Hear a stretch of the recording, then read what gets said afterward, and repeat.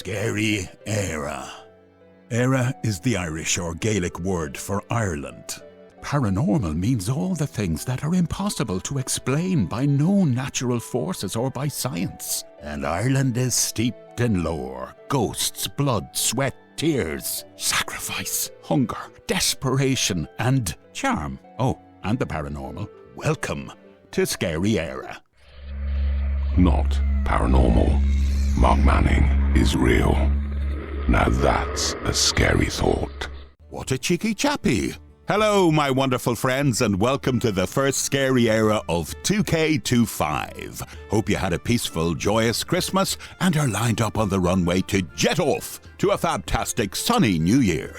You know the story, or scale, as we say in Gaelic. Every 2 weeks I broadcast and share with you all things paranormal, uncanny, unexplainable, historic, etc., etc. from this lush Emerald Isle of Ireland. With the occasional international interlude. Please make a note of the following email address. It is, listen up, paranormalireland@protonmail.com. I'd love your stories and any content you think would make a worthy contribution to Scary Eire. My studio is located on Ireland's ancient east coast, but today, Matthew Clarke from the rebel county of Cork. He's from the Cork Supernatural Society, and later Philip Costello from Paranormal Awakenings Ireland. Lend a hand.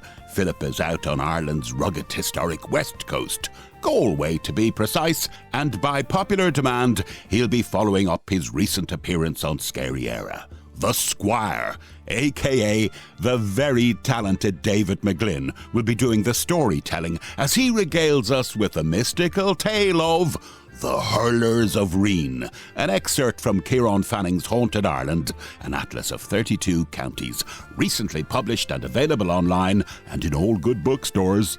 But not for the first time, we pull on our vulcanized paranormal panties for a yomp to Killarney, County Kerry, where Anthony Kerrigan and Jessica Murphy of Ghost Eire are going to enlighten y'all on their vast experience of all things paranormal and their fascinating soon-to-be-streamed project called Phantasm Collective.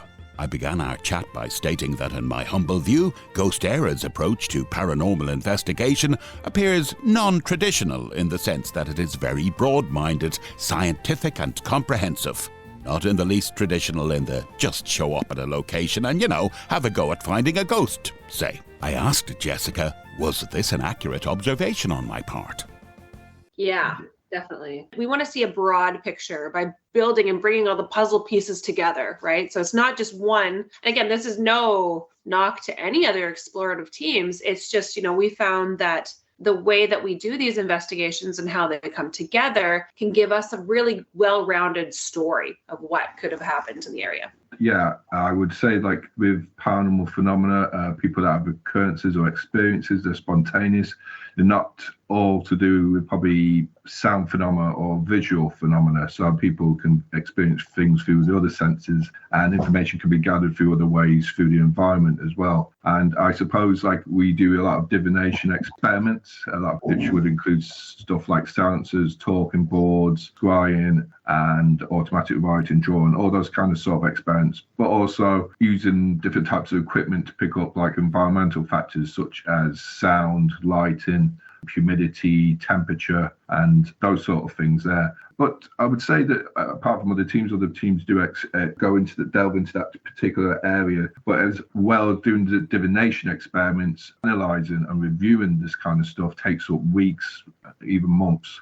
So an investigation would take about 2 months to evaluate on our side, because we probably would be reviewing on how people react, what questions they ask, where the divination tool moved to, and just reviewing what it is afterwards. So there's with some cases, there'd be up to about 60 incidents that we would have to evaluate during that investigation on what people felt, where these divination tools moved. And then you got taken then as well, then what you found out in recordings, if there's any EVPs, any visuals, that kind of stuff, with photographs or footage. So it does take a lot. We only do about probably 3 to 4 investigations a year due to that. You guys have got your dynamics at work the equipment, you say the data end of things, which is really important, Jessica. You said that word data and your mind is open. But if you're more of a practical person and you're a skeptical person, I think Ghost Eire would definitely be my go-to. I really agree. I think I think that says a lot about us as spiritual beings as well, in the fact that, not everybody can rely on those gut feelings or the intuition of feeling that extra paranormal or that extra entity, that kind of energy. So I think it's natural for a lot of skeptics to look for that validation. They want to see the facts. They want to see, if they can hold it, they want to hold it, right? So I think when we can kind of compare and contrast our base tests versus, the actual tests during the readings, it's like you were here when we did the base and you were here now, and you see that there is a drastic change. Like I said, it does become a factual thing. It's not a wait and see experiment. It's rapid. It's time happening now, right? Absolutely. And that just further emphasizes what I'm saying, that it's great, the attitude that you have to it. Meanwhile, back on the ranch, solstice, did you have any fun with the solstice yesterday? Is that your thing? Yes, that's my thing anyways. No, I definitely partake in the solstice, and the full moon was last week. So I do tend to, depending on the full moon and the solstice itself, my level of participation does vary. Mm-hmm. I find I get so beat up by the solstice. I don't know if anybody else, but there's like a big energy shift. So I'm just like down.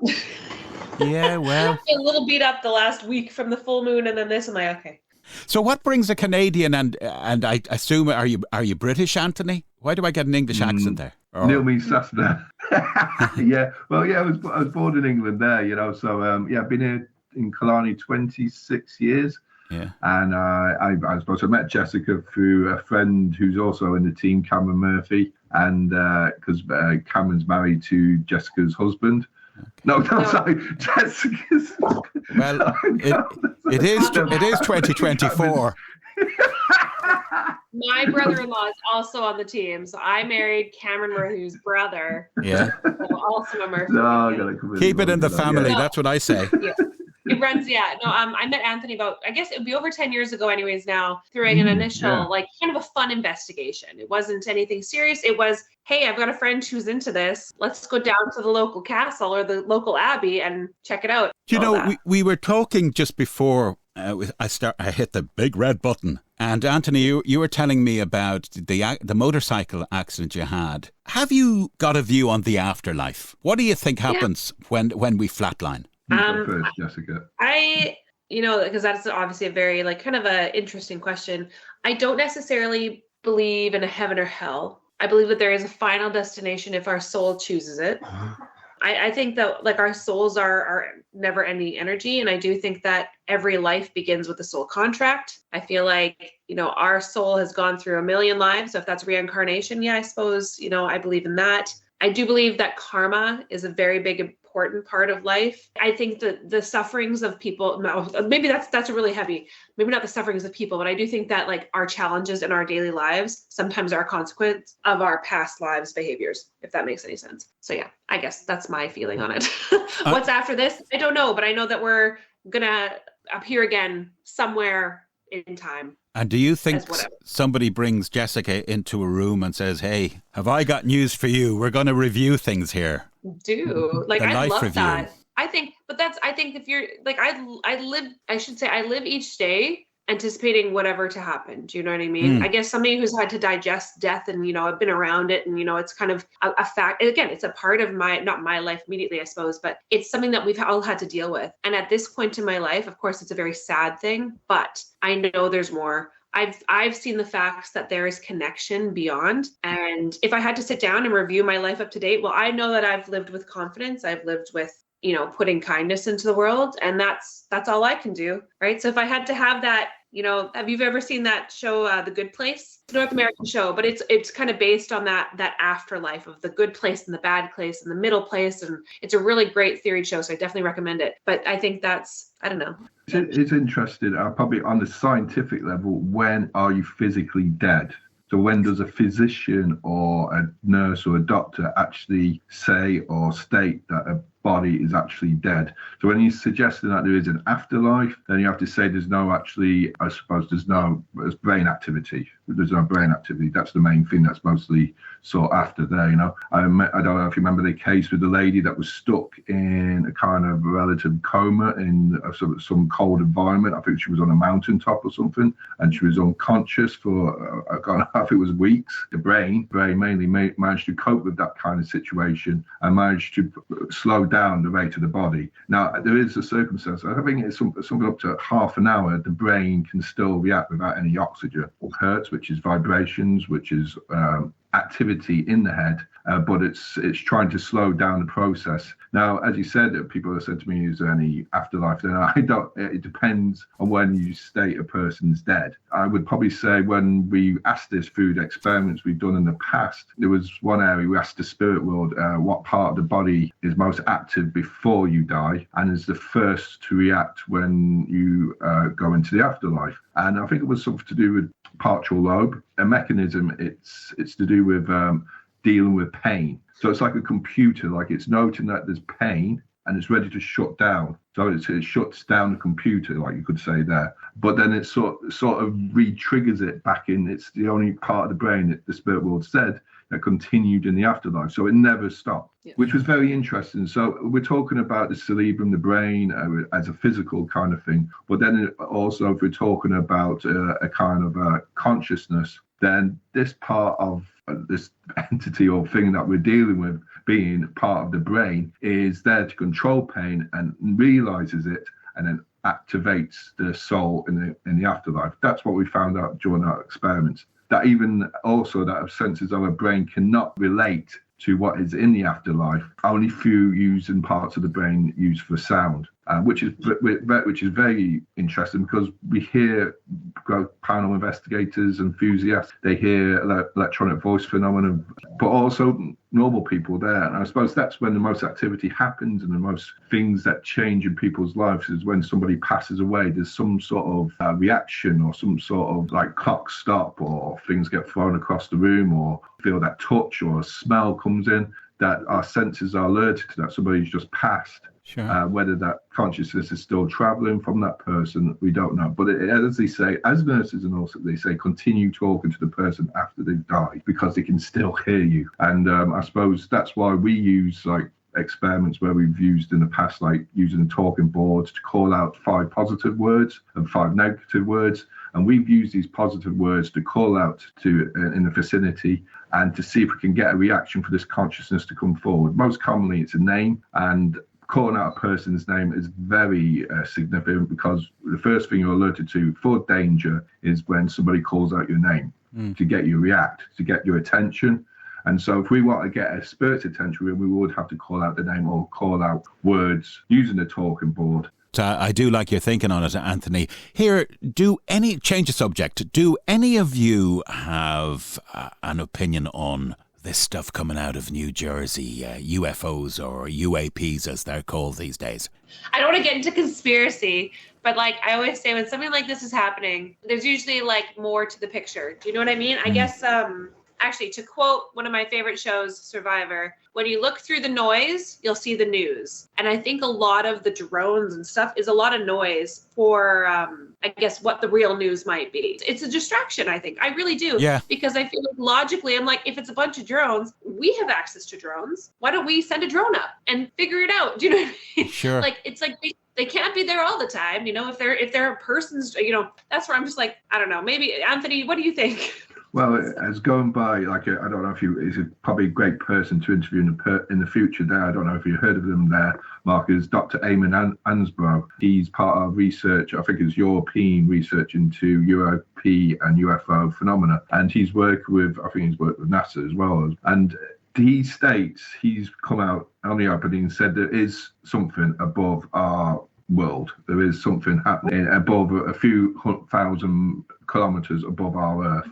And it's happening at various points of the Earth as well. Like, you know, whether, as we're going back to what we were talking about, like transmediumship, people coming, spirits coming through our voices, we don't know if these are spirit or actually it could be extraterrestrial beings. We just don't know whether we're coming through that kind of way, like the Greys are, whether they're the future ourselves, as in lack of communication, not using vocabulary, using telepathy instead, similar to what we had in the past, but we don't use it now. And that's what we work on with Ghost Theory. We do experiments kind of in that way, using psi, which is clairvoyance, telepathy, retrocognition, precognition, those types of experiments to see if there's any paranormal phenomena involved in it there. You can do tests that, you know, called presentiment, testing people's heart rate and also electrodermal activity, their skin, to see if they sweat in a situation where they think they're being watched. So these kind of stuff that we can use in our experiments, in the investigations. As you said, with UAPs, UFOs, we don't know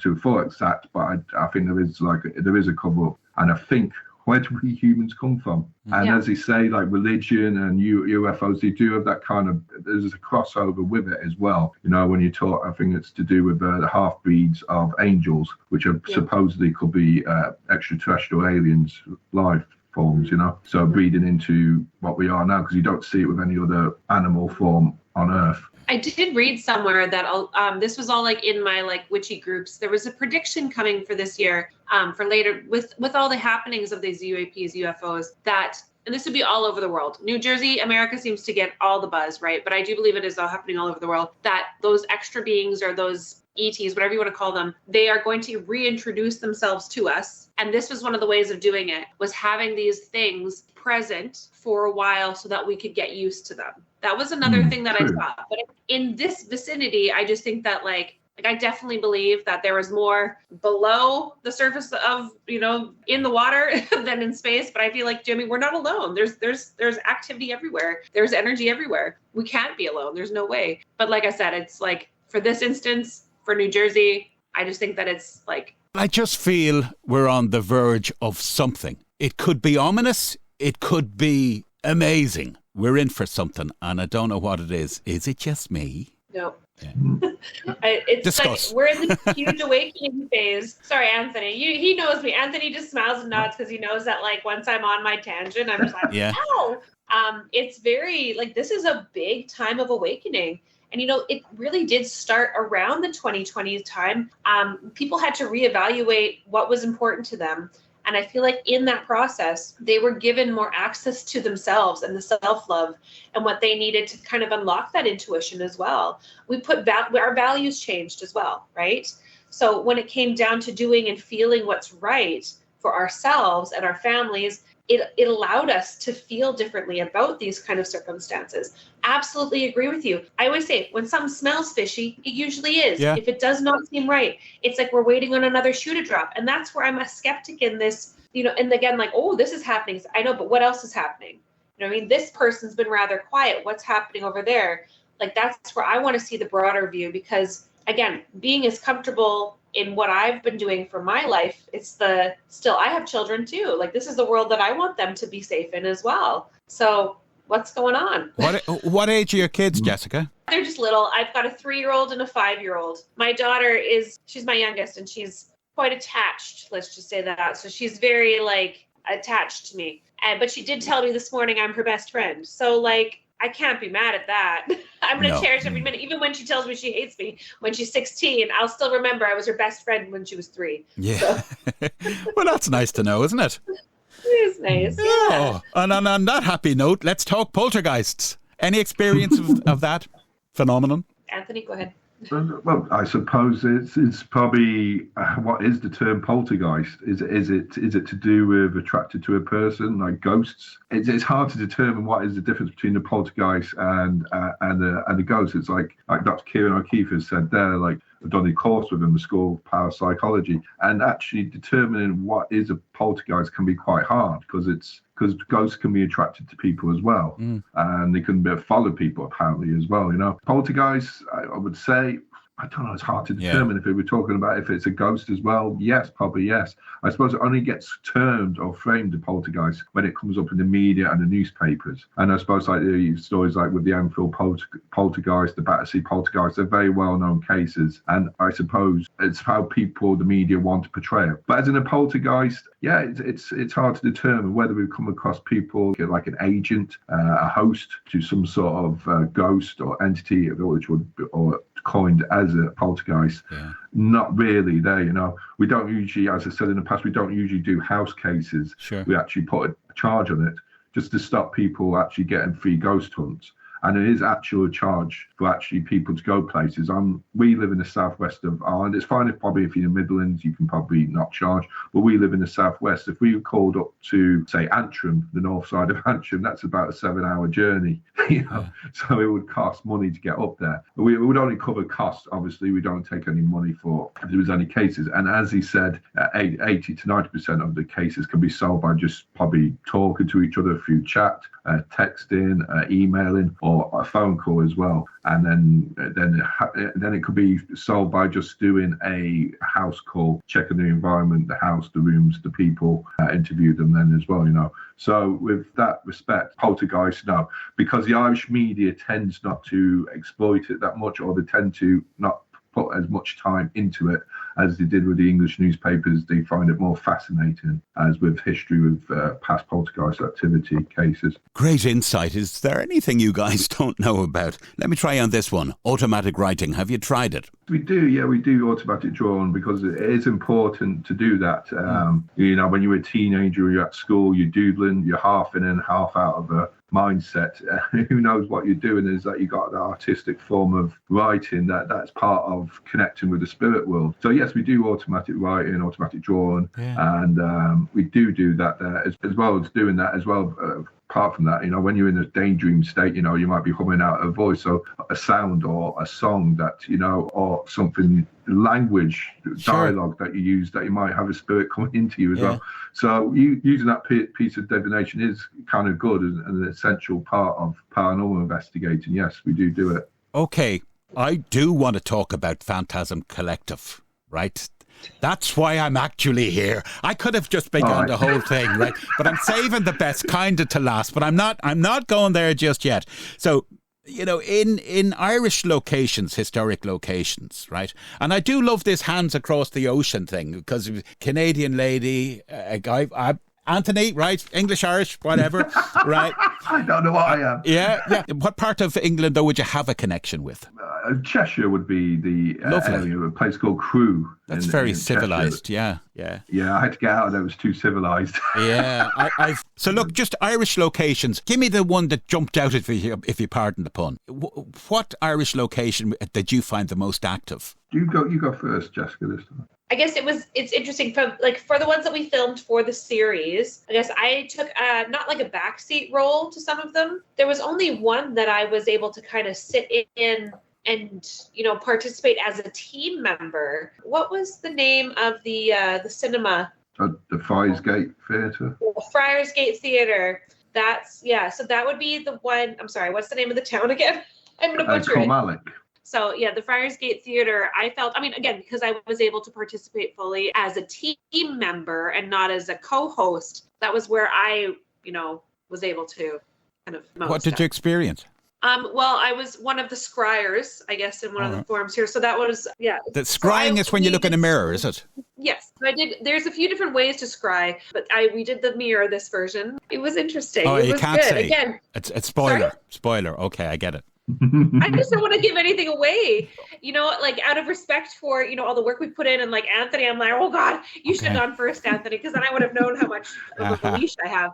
But okay, didn't mean you to put investigated our Girling Castle there. That was yes. Yeah. Oh, we've done like just in terms of the. Did I do investigation at Argyllin? Yeah, I remember in Dublin. Remember the head shark. But see, hold on, but that wasn't for the series. I was just thinking in terms of the series filming. But yeah, like and investigations there. Like I guess let's talk about Argyllin. Yeah. So yeah, up in Dublin there, that was fantastic. Okay, so it was a good ways away. It was a great environment. Number one, when we got to the actual building that we got to investigate, that was always better too. There's a funny story there. But you know, it's this rich heritage site. My God, it was fantastic. And I felt like that experiment for me was obviously very music based. It was great. I was able to really dig in with my tarot. Oh God, I really enjoyed it. These investigations aren't very fearful for me, but again, more of like intriguing. I felt a buzz. You mentioned tarot there. Did you do tarot cards? Oh yeah, I do tarot. Tarot's like one of my main channels that I use, tarot and oracle. But I also do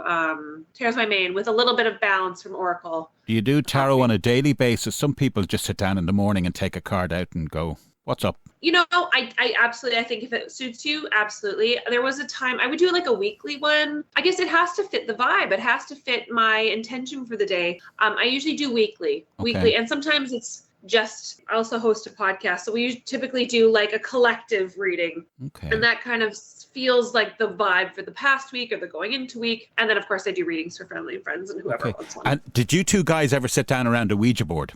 Yeah. Oh yeah. yeah. No. And did the spirits move you? No. Well, yes. I feel like I've met some amazing spirits and like friends through the spirit board, because I feel like it's like I always say if I had a superpower, it'd be language, because I'm too damn nosy. I want to talk to everybody, if you couldn't tell. And I'm like, oh my God, we met like Sarah, who's, when we were doing one of the Ouija boards up in Clarke here, there was this gal named Sarah Reynolds. And I'm like, oh my God, my friend Sarah. I said, that's my best friend's name back home. Like, anyways, I always find that if we make that connection, I just like, I want to know everything. But I would only do a Ouija board or a talking board with Anthony, and he knows that. There's nobody else that I would trust to open or close these sort of portals, because I trust in Anthony's guidance in that. I do, I stay away from connecting on the talking board, but I devise the questions. Right. So we have a set number of questions out, trying to get information out that can be quite obscure, but relative to that time. Now we asked we got a spirit at the Wake Museum now recently in County Waterford. We asked the spirit seemed to be coming from, the word that came up, we asked you where you're from, where you came from, was Monto that came up. And the date was around about, was it 1860s? Was it 1860s? Yes.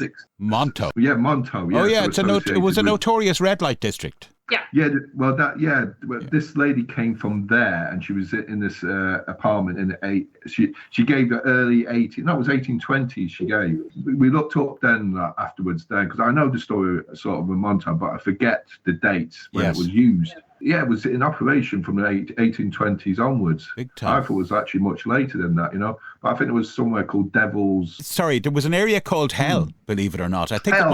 That's Hell. Hell's. Apparently, it was an area in the Liberties, I think. Yeah, and I think that was just pre the Monto there. Yes. And so yeah, it's sort of, we got the year 1820s. I know I was on the board. I don't think Jen was on the board at that time either. I think she may have been my wife Jen there. But it came across, I forget the lady's name that came forward there, but there was language used in it, like the word Neve came up on the board. The word, it came out as N-I-V-E, N-I-B-H. Neve, like, so it's like Neve. The Irish like cow, So Neve, it was probably spelling out Neve. I said to the lads, because they didn't know what it was spelling out. We asked her, is it Neve? And it said yes. Yeah. No, it could be just, as they say, it could be ideometer kind of theory that, you're unconsciously moving the planchette. But then again, who's to say if we are unconsciously moving the planchette, who's to say that spirit is coming through unconsciously into us, or vice versa, using that energy to come forward. Using the talking board is a valuable tool in trying to get the main information, and it's using everybody's, like it's a group, and you use more than one person to do it. We should try and use it as a kind of like a bullet point between other bullet points to find if there's any information that coincides with all throughout the experiments we do. We do about 4 experiments per investigation. We see if we can find information from each one of them that might correlate with the history or background or what might happen in the future or what's around the area. Right then, the best till last. Phantasm Collective. Your project, your baby. Tell us all about it and why people should tune into it. I suppose I'll probably go into it. Yeah, I suppose it's an idea that came probably because I appeared on Spooked Ireland on the Discovery Channel, and I put a script out to Discovery and National Broadcasting Stations, RT and Virgin Media. Now they declined it, so that's fine, because it's not meant for entertainment purposes. Each episode is structured around either the spiritual or the occult, or there's one episode to the psychological,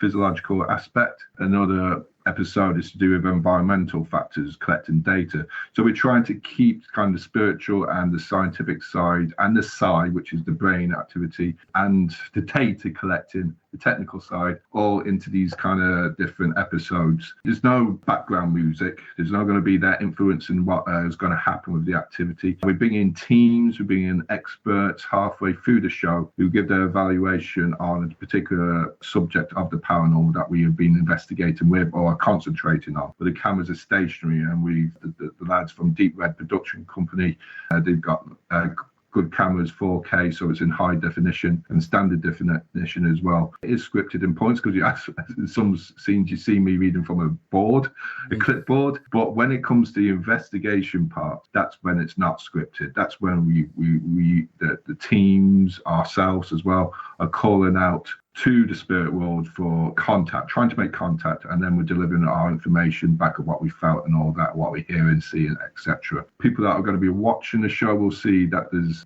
a time clock in the corner, and they see how long the period of the investigation that session is. Yeah, I hope it appeals to some people. Some people won't appeal to if they're looking for the horror factor. There is ghost hunting involved in it, but I wouldn't say there is much ghost hunting all through the episodes, you know. Yeah. So it's one of those things that are thought-provoking kind of show, which would probably hope bring a lot of knowledge to people that are interested in it, and actually explaining the history back on what the subjects are. Like, I will let you into one of them. So the first one's going to be about hypnotism. So we got a hypnotist, Samuel Lawrence, with us. The second episode is going to be about inoculum magic and scrying. And we've got a well-respected person called Andy Mercer, who is a hypnotherapist as well, who's got written books about inoculum magic. He's going to be talking about that. And then we have a member from the Society for Psychical Research, John Fraser, coming on the third episode talking about ghost boxes. So it's giving people knowledge of what these experiments are and how they derive from and how we can use them in investigations. Good luck with it, because you deserve it. Thank you. Thank you, Mark. I agree. I want to add on to that I think that this is a passion project of Anthony and his wife Jen's. I think that I said to him when we were filming, I'm like, this is your baby, and I want it to represent exactly what your vision was, right? He's had his hand in every moment of this process has been, the product of love from Anthony and Jennifer. This is theirs, and I'm so excited to be a part of it. And I'm glad that this could manifest for him. Sure. As well, like, it's great. I'm sorry, the love is out there. Jessica came at the right time of being a co-host as well. As well as that, though, it's great to bring in teams like Pucker Paranormal with PJ's team, and also with Rory, Veronica, Eva, and Leo. Give a shout out to them, Pucker Paranormal, and also Paragirls, Lisa, Emma, Serena, and Karen. There, it's great to bring these teams in and work with them as well. It's not just about ourselves there, work with them and see what we can get from visiting these places. And it's great to give exposure to Ireland and actually put us ahead in the worldwide bracket of paranormal investigators as well. We need to go around the way, like, the show's going to be a cross between mostly, if you've seen the TV program Uncanny, it's going to be towards that kind of nature, but with ghost hunting involved in it, so hopefully this appeals to a lot of people there, and it needs it at the moment. It's going to succeed just by its very nature of you doing it. I find that it's in you. You got to get that out, and now you've gone and you're archiving it. It's there. The internet, lasts forever. I just think it's great. I'm excited for you guys. Thank you. And we tried to keep it real. We tried to. It's not there to. It's like a proper investigation for people to watch, and they can talk midway through it as well, because there are scenes where there's just drone footage and silence, so people can converse with each other in between scenes and say, "Do you see that? Do you believe that?" No, I don't believe what it is. But it's that way that people can interact in between as well, and it's keeping it real, so there's no biasm. Sure. There's nobody being tricked into thinking because of scary music in the background that there's something mega that's going to happen, and there's nobody putting words on the screen using to determine what comes up on an EVP as well. There is words that come up on the screen at stages there. People are watching it, and that's to do with a transcription experiment that we have running up, and it's just show what it came up with the software, what came up with the transcription software, which is AI version of monitoring what voices come over ghost boxes and all that kind of stuff.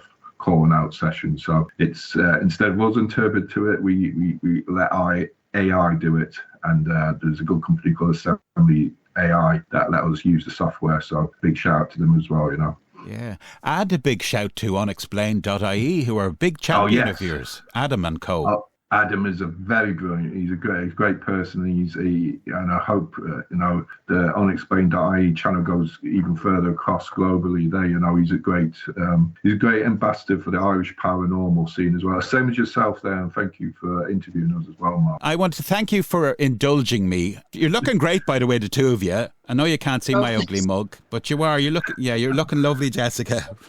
in your hoodie. In your hoodie. I'm in like the sweater and I hope you're not releasing a video because look, you're fine. Tonight I have a face and a head of hair for radio today. If you're wondering, if you have any, just. Well, I've had a face for radio for many years, which is why I'm not displaying mine.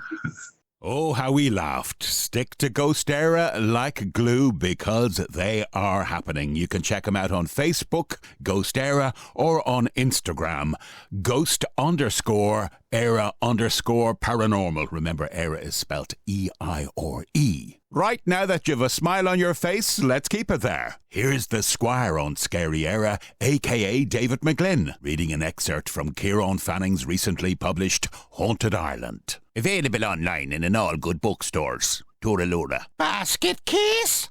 One night, sometime in the 19th century, as the moon shone down on the townland of Eire, turning the water of Loch Lean into a silver mirror, Tim Shea sat on a rock by the water's edge, keeping an eye on Jack Looney's cattle.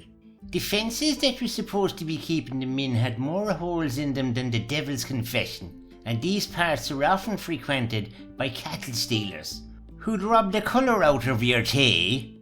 He scanned the field of cattle for the 100th time, and when he was sure there was nothing amiss, his eyes drifted to the glassy lake beside him that everyone said was haunted.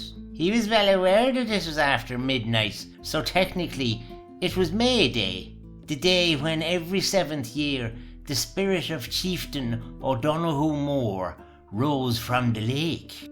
What nobody seemed to remember was when the ghost had last appeared, so nobody knew exactly on which May Day it would return. Although it was considered good luck to see the ghost, Tim could do without that sort of stress on his heart. He tried to distract himself by thinking about his home team's upcoming football match. He lived and breathed football, so it was a good topic to distract himself with. His thoughts, however, were interrupted by the faint plucking of harp strings drifting across the loch on the breeze, drawing his attention to a part of the lake where the waters were suddenly churning violently with white moonlight-crested waves, while elsewhere the surface was as still as a tomb of polished marble. Before Tim's eyes, a milk-white warhorse rose out of the lake with a stately warrior on its back, who kicked the steed into a trot. Behind the animal, a train of young maidens wearing garlands of flowers emerged from beneath the water and began dancing to the enchanted music that now filled the air. As the horse came closer, the moonlight glinted on the rider's sword, but also in his eyes, which were firmly fixed on Tim, who knew it was too late to hide. "Are you Tim Shea?" the warrior called out. Tim nodded nervously. The horse's hooves magically trotted across the surface of the lake, kicking up splashes of moonlit spray. "I am O'Donoghue Moore," called the chieftain, "and I'd like you to send a message for me." Again, all Tim could do was nod. He couldn't exactly say no to a ghost with as much steel in its eyes as it had in its sword. When the horse reached the shore, the knight hopped down from his saddle. Now that they were up close, Tim realised that the horse and rider weren't as solid as he thought. They seemed to be made of swirling white mist. Tim could see straight through their bodies to where the maidens continued to cavort in the centre of the lake. I want you to deliver this letter to the County of Waterford, said O'Donoghue, handing him a scroll of yellowed parchment. But I have to mind the cattle. I'll mind them till you come back. But I don't know the way to Waterford, said Tim, trying to get out of the errand. Sure, I've never been further east than Dinnycurnland's cowhouse. I'll lend you Copperbon. He knows the way. O'Donoghue handed over the reins of his horse. Tim looked the animal up and down, marvelling at its silver shoes, gold stirrups, and the little bells on its bridle that jingled when it moved. Tentatively, he placed his foot in the stirrup. He'd only ever been on a horse once or twice, and never on one like this. He was about to pull himself up when he felt O'Donoghue shove his backside up into the saddle. When you come to the big castle, give the letter to the first person you see, and bring me back a reply, commanded the ghost. Does the castle have a name? Asked Tim. Because I'm fairly sure Waterford is full of castles. Copperbon knows the castle. Now hold on tight, said O'Donoghue, slapping the horse's rear. The animal took off like the wind. All poor Tim Shea could do was hold on for dear life as they raced across field and mountainside, hurdling rivers and ditches with ease. Tim couldn't understand why he hadn't fallen to the ground, riding a horse made of smoke. At times he felt like he was sitting on a storm cloud. Through Barraduff, Mallow and Ballyhooly they flew until they reached the sweet county of Waterford. But still the animal didn't stop. Over marsh and meadow they swept until they came to the coast. Even as they approached high cliffs the animal didn't slow, and Tim was sure he was destined for a salty grave. But he couldn't get off.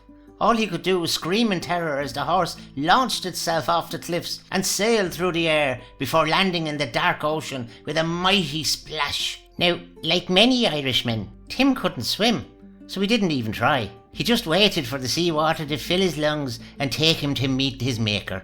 However, something stranger than that happened. Copperbon sank under the waves and continued to gallop along the seabed, churning up sand and shells with its hooves.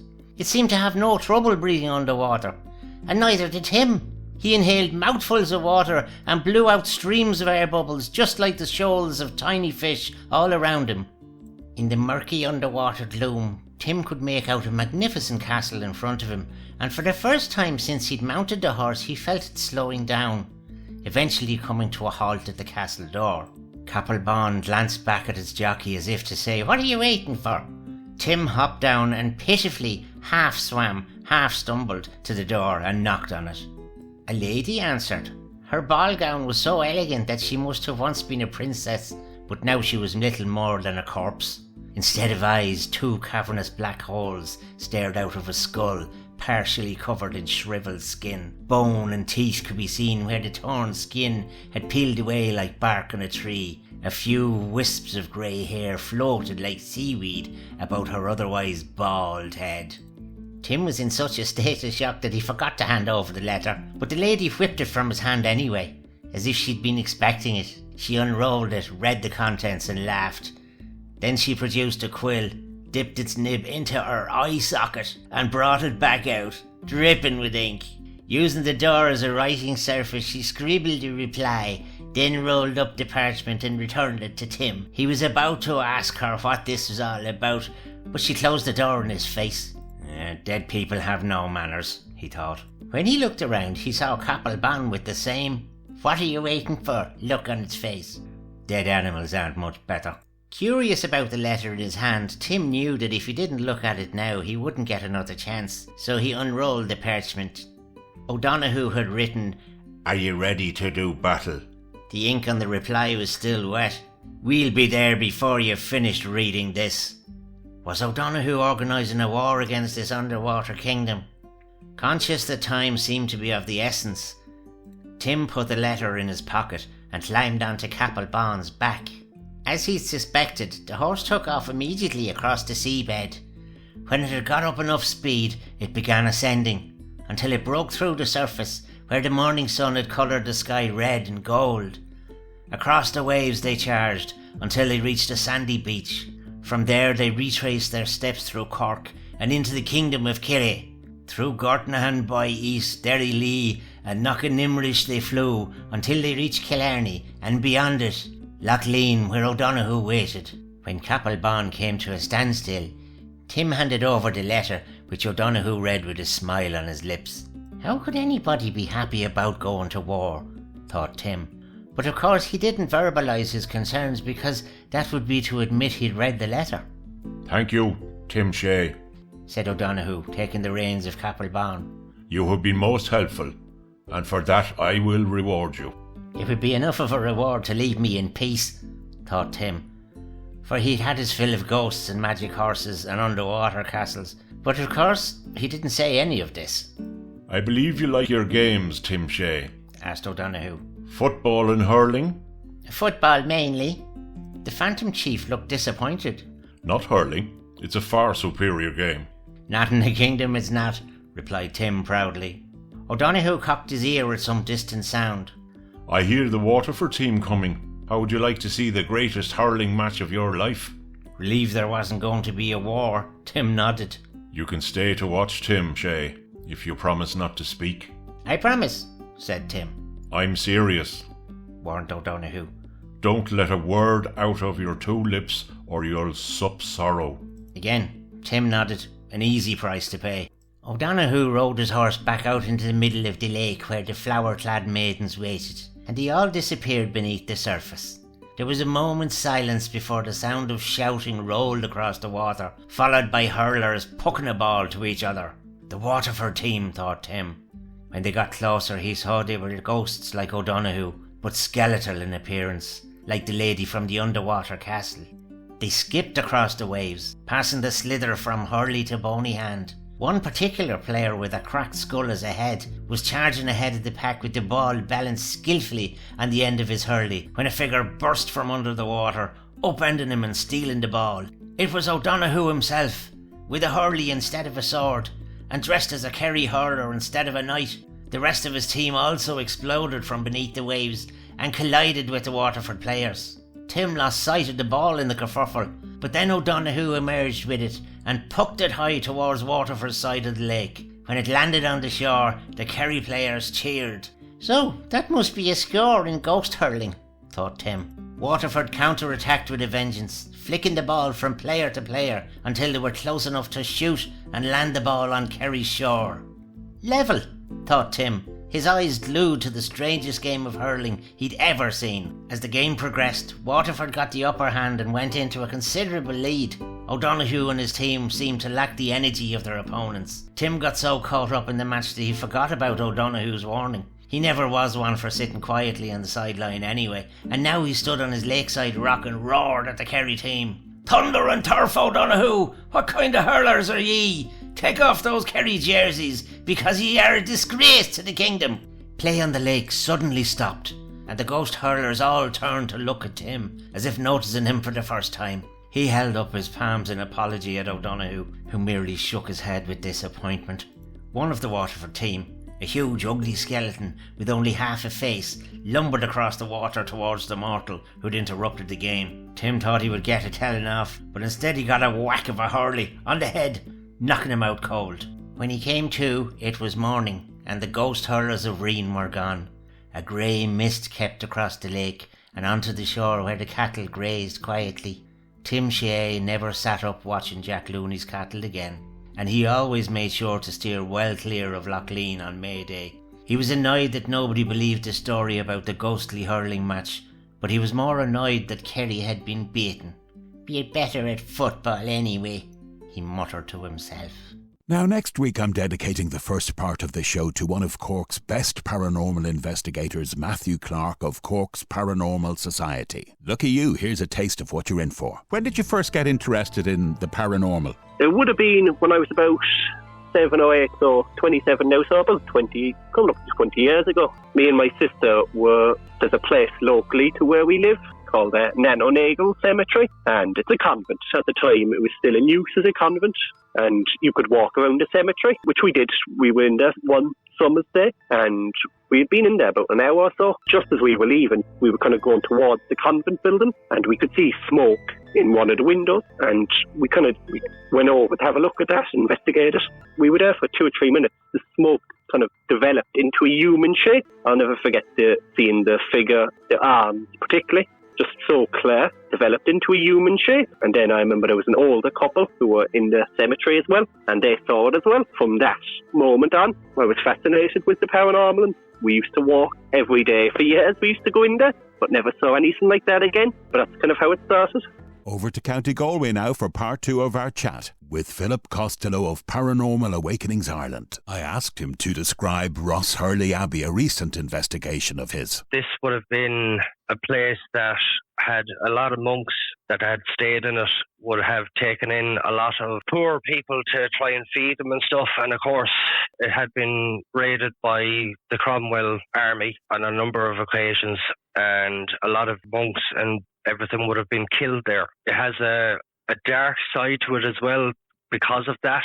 I remember reading a story that someone had gone to the monastery and had seen bodies, or the bones of bodies, just scattered around the place at one point, and even bones put into the windowsills with the grass growing in through the skulls and in through the bones.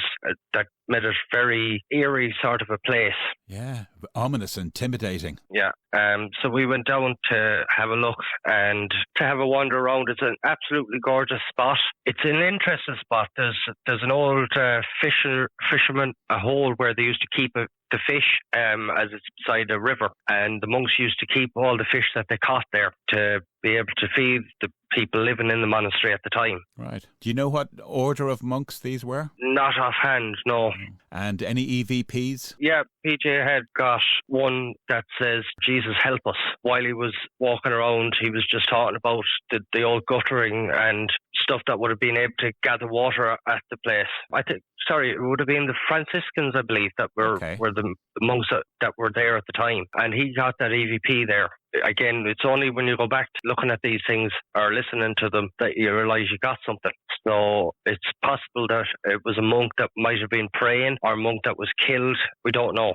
Yeah, begging for his life against the Cromwell's troops, probably. Absolutely, yeah. I mean, there was dormitories there. There was, bakehouses, dining areas, the monastery itself, the church. I'm sure there would have been a graveyard there at the time. It's absolutely huge area. And again, it's a national monument in Ireland that's maintained and looked after quite well as well. But it's about the 1300s, 1350s area that they reckon it was established, and it still has a fine structure and walls and stuff there today. We really have tombstones that are older than some countries' histories.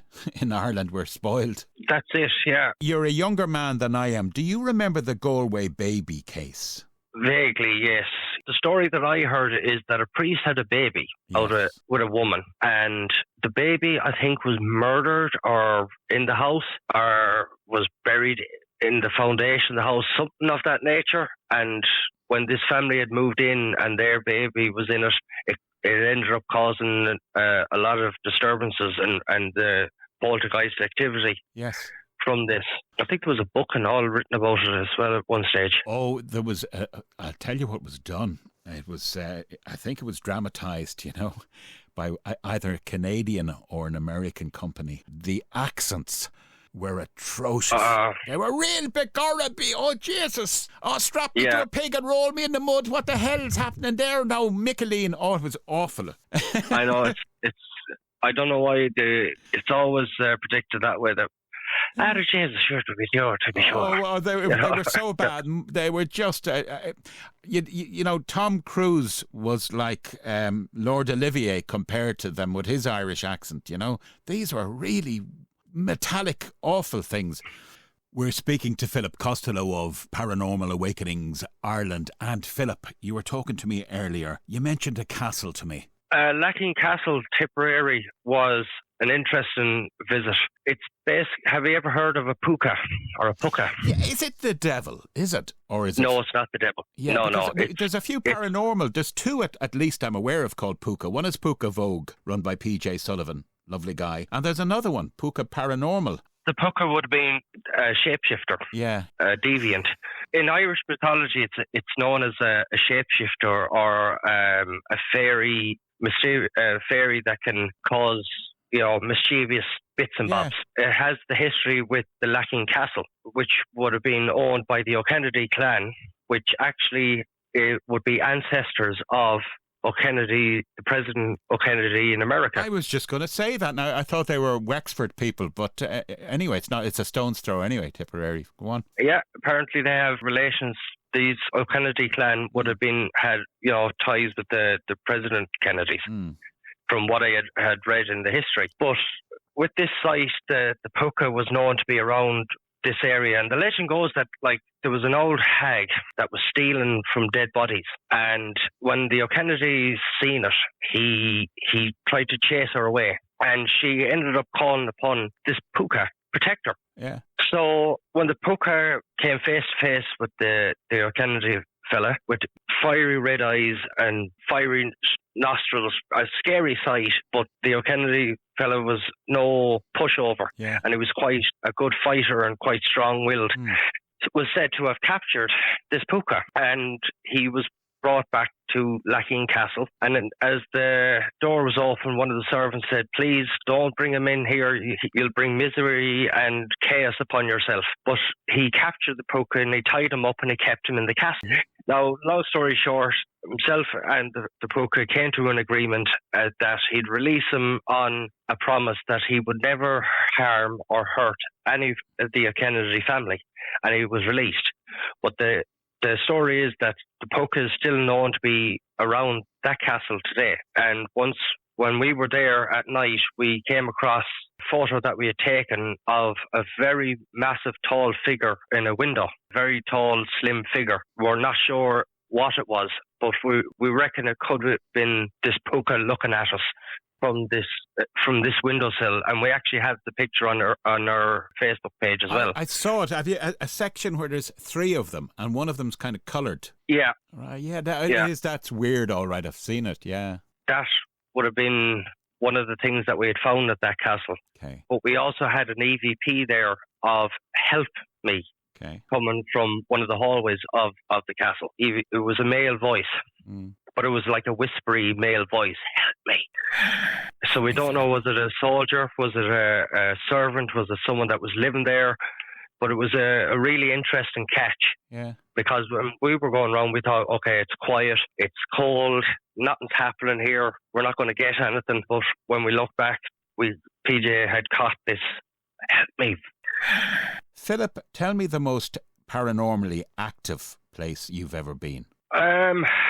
It's hard to say. I'd have to say Leap Castle. Joined the club. Go on. What did you experience there? Well, my first ever time would have been my first ever time hearing tapping. Okay. And again, I go back to the most haunted thing where I've heard it on TV or on shows where you'd hear I hear like, piss off, there's someone there in the background tapping a wall or something. When we were in the castle, we experienced it ourselves, myself and another guy at the time, and we felt it under our feet. It was the strangest thing. It was like someone with their finger tapping the bottom of your shoe. Wow. And it was loud. And we actually got recordings of this tapping because we were asking questions and we're asking about, did you want to harm the female that was in the group? And the tapping was going nuts.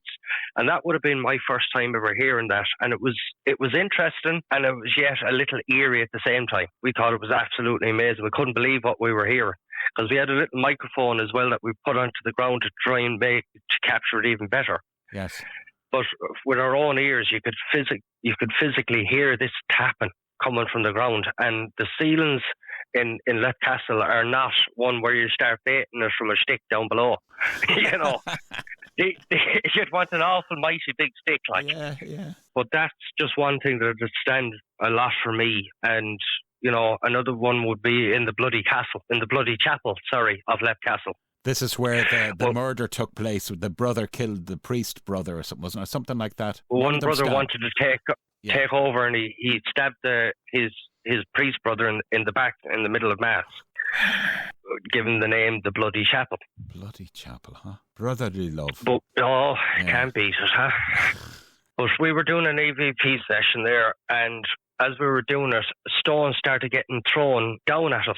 And we were like, okay, what the hell is going on here? And we reckon it was the brother that had Tig, I believe his name was, that was throwing the stuff down at us because, again, PJ got thumped in the back earlier that night as well. And it would have been in the same side that was said that the priest had been stabbed in, which is very strange. That would have been two things from there that we would stand out for us. And that's where we leave it with Philip from Paranormal Awakenings Ireland. Remember, you can hear a more extensive interview with him on show number 6 of Scary Eire, the previous one to this one. And you can check out all their pictures and EVPs on both Facebook and Instagram, Paranormal Awakenings Ireland. Yeah, a couple of things over the years, but I've learned... Well, I suppose it's not learned. I've just become accustomed to it, and I think it's kind of, it's maybe another sense or something. But often when you go into places, you'll get a feeling for the place, and you'll get a feeling of whether or not it's comfortable. And whatever causes that, who knows what causes that, but we have an intuition, we have an inbuilt intuition. I can't describe what it is or where it comes from or the physics of it or the chemistry of it, but it's there, and anybody will tell you to stick with your intuition. If you think something doesn't feel right, then don't hang around. Superb advice from regular contributor to Scary Eire, David McGlynn, aka the Squire. And don't hang around either. If you've got an Irish paranormal tale to tell, simply email paranormal.And@protonmail.com. This is Mark Manning from Scary Eire saying goodbye. Thanks to all our contributors. Goodbye, my darlings. Take care, 'cause I care.